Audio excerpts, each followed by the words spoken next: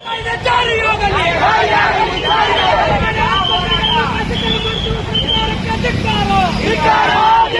ಆರೋಗ್ಯ ಹಕ್ಕು ಕಾಯ್ದೆ ಜಾರಿಯಾಗಲಿ